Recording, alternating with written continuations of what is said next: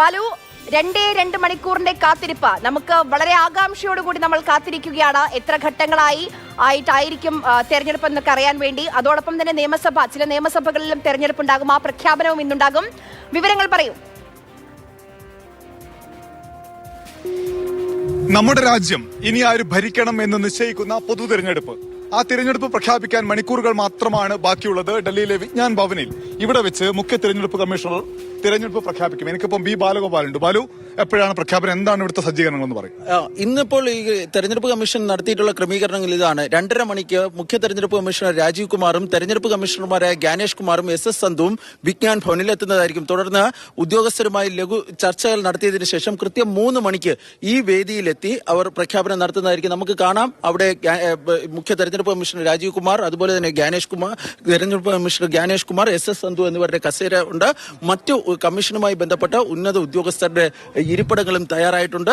ഏതാനും നിമിഷങ്ങൾക്കുള്ളിൽ തന്നെ ഇതിന്റെ നടപടിക്രമങ്ങൾ ആരംഭിക്കുന്നതായിരിക്കും. എത്ര ഘട്ടമായി തെരഞ്ഞെടുപ്പ് നടക്കുമെന്നാണ് നമുക്ക് മുന്നിൽ ഇപ്പോഴുള്ള വിവരം? അനുമാനങ്ങളും സൂചനകളും മാത്രമാണുള്ളത്. അതനുസരിച്ച് 6 മുതൽ 7 ഘട്ടങ്ങളിലായിട്ടായിരിക്കും ഇത്തവണ തെരഞ്ഞെടുപ്പ് എടുക്കുക. 1-ാം ഘട്ട തെരഞ്ഞെടുപ്പ് ഏപ്രിൽ 3-ാം വാരം നടക്കാനാണ് സാധ്യത.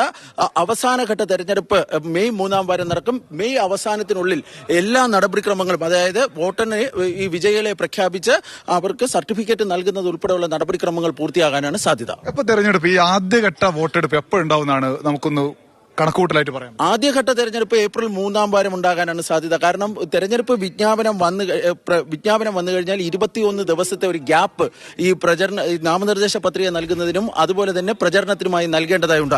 അതുകൊണ്ട് ഏപ്രിൽ 3-ാം വാരത്തിൽ ആദ്യഘട്ട തെരഞ്ഞെടുപ്പ് നടക്കാനാണ് സാധ്യത. കേരളത്തിലെപ്പോ അതാണ് ഏറ്റവും പ്രധാനപ്പെട്ട ചോദ്യം. കേരളത്തിൽ ഈ വിഷു, ഉത്സവങ്ങൾ, അതുപോലെ തന്നെ പരീക്ഷകൾ എന്നിവയൊക്കെ കണക്കിലെടുത്തുകൊണ്ടാണ് ഒരു തീയതി എടുത്തത് അല്ലെങ്കിൽ തീരുമാനിച്ചിരിക്കുന്നത് എന്നാണ് മനസ്സിലാക്കാൻ വേണ്ടി സാധിക്കുന്നത്. കാരണം സംസ്ഥാന തെരഞ്ഞെടുപ്പ് കമ്മീഷന്റെ ഉദ്യോഗസ്ഥർ അക്കാര്യം കമ്മീഷന്റെ ശ്രദ്ധയിൽപ്പെടുത്തിയിരുന്നു. മെയ്യിലൊക്കെ ആകുമ്പോൾ വലിയ ചൂടുമാവും. അതുകൊണ്ട് ഏപ്രിൽ അവസാനമോ മെയ്യിലോ കേരളത്തിൽ തെരഞ്ഞെടുപ്പ് നടക്കാൻ, മെയ് ആദ്യവാരമോ തെരഞ്ഞെടുപ്പ് നടക്കാനാണ് സാധ്യത. ഏതായാലും അവസാന ഘട്ടത്തിലേക്ക് പോകില്ല. നമ്മുടെ സ്ഥാനാർത്ഥികൾ അധികം വേർപ്പൊഴിക്കേണ്ടി വരില്ല. ചൂട് മാത്രമല്ല, സാമ്പത്തിക പ്രതിസന്ധി ഉണ്ടാകും. കാരണം ഇതിനോടകം തന്നെ മിക്ക സ്ഥാനാർത്ഥികളും പ്രചരണ രംഗത്തുണ്ട്. വലിയ സാമ്പത്തിക ബാധ്യത ഉണ്ടാകുന്നതാണ്. അത്തരം ഒരു ഘട്ടത്തിലേക്ക് കടക്കാൻ വേണ്ടി സാധ്യതയില്ല. ഏപ്രിൽ അവസാനമോ മെയ് ആദ്യവാരമോ തെരഞ്ഞെടുപ്പ് ഉണ്ടാകും. എന്തായാലും തെരഞ്ഞെടുപ്പ് പ്രഖ്യാപനത്തിന്റെ ഒരുക്കങ്ങളെല്ലാം ഇവിടെ വിജ്ഞാപനത്തിൽ പൂർത്തിയായിട്ടുണ്ട്. 3 മണിക്ക് നമുക്ക് കാത്തിരിക്കാം ആ പ്രഖ്യാപനത്തിന് വേണ്ടി.